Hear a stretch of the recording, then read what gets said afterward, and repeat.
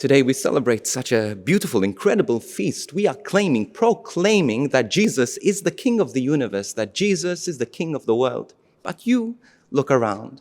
Do you think that Jesus is the King of the universe, the King of the world, with all the wars and rumors of wars, with the bushfires and all the things that are happening in this world? Is Jesus the King of this world?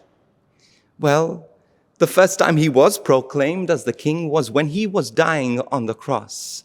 A mess, an absolute mess. You would look at him and think, how could this be the King of the universe?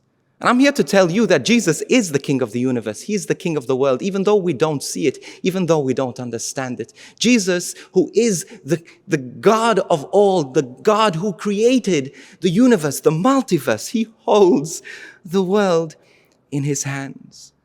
He is in control of this world. And he's a great God. St. Augustine used to say that we go through the universe and we look for the heights of the mountains and the valleys and the vast spans of the ocean, and we try and find God there in the greatness.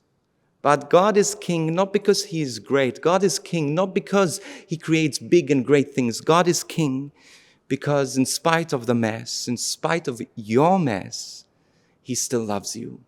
This is the greatness of God. This is the kingship of God, that God continues to love us and to choose us in spite of our brokenness.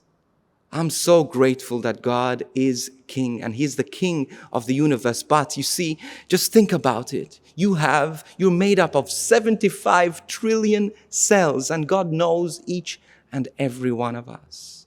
Every one of your cells. Every hair on your head, he knows it and he loves it.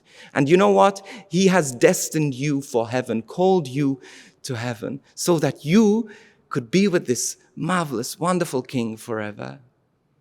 Know God. Know that he's the King of your heart, the King of your life. But we need to surrender to him, to trust in him and say, God, please take the throne of my heart. These cells, these thoughts, this future that is ahead of me, be the King of it all. Teach me to trust you. Teach me to love you. Jesus Christ wants to be the King of your heart, but not only part of your heart, but all of your heart. Because Jesus Christ is Lord of all, or he's not Lord at all.